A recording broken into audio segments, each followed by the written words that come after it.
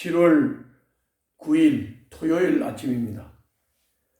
오늘 우리가 묵상할 본문은 히브리서 7장 1절부터 10절입니다.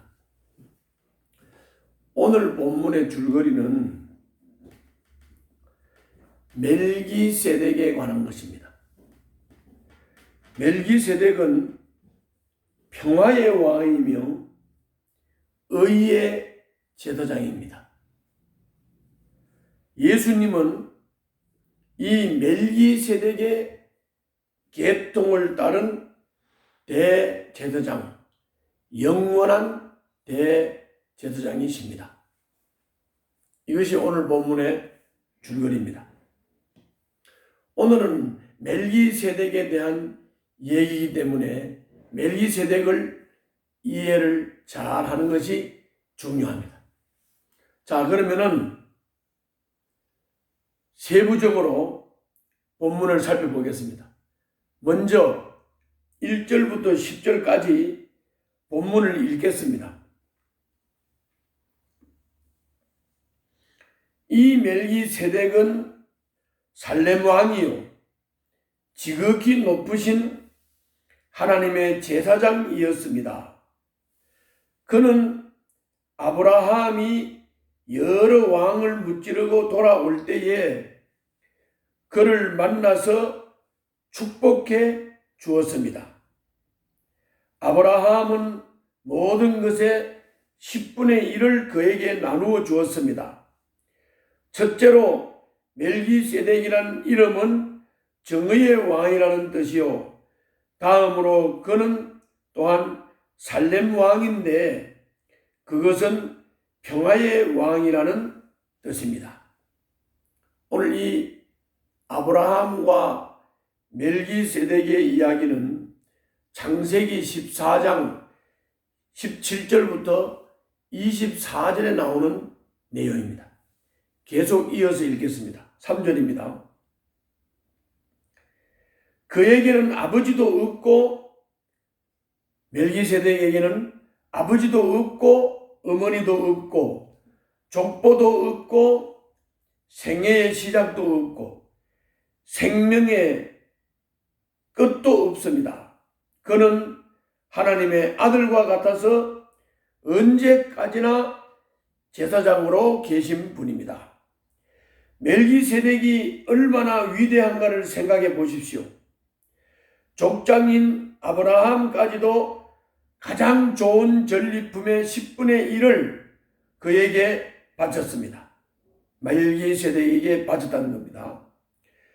5절 레위 자손 가운데서 제사장 직분을 맡는 사람들은 자기네 동족인 이스라엘 백성에게서 비록 그 백성도 아브라함의 자손이지만 율법을 따라 10분의 1을 받아들이라는 명령을 받았습니다. 그러나 멜기세덱은 그들의 족보에 들지도 않았지만 아브라함에게서 10분의 1을 받았고 하나님의 약속을 받은 그 사람을 축복해 주었습니다. 두말할 것 없이 축복은 아랫사람이 윗사람에게 받는 것입니다. 한편에서는 죽을 수밖에 없는 사람들이 10분의 1을 받고 다른 한편에서는 살아 계시다고 입증되시는 분이 그것을 받습니다. 말하자면 10분의 1을 받는 레위까지도 아브라함을 통해서 10분의 1을 바친 셈이 됩니다. 멜기세덱이 아브라함을 만났을 때에는 레위는 아직 자기 조상 아브라함의 허리 속에 있었으니 말입니다. 이것이 오늘 본문 1절부터 10절입니다. 자, 요약을 잠깐 하겠습니다. 멜기세덱은 창세기 14장 17절부터 24절에 잠시 등장하고 사라집니다. 그러나 그의 지위는 특별합니다. 그는 살렘 왕이며 지극히 높으신 하나님의 제사장입니다. 멜기세덱은 정의의 왕이고 살렘 왕은 평화의 왕이란 뜻입니다. 멜기세덱의 제사장직은 사람의 계보를 따르지 않는 영원한 직무입니다.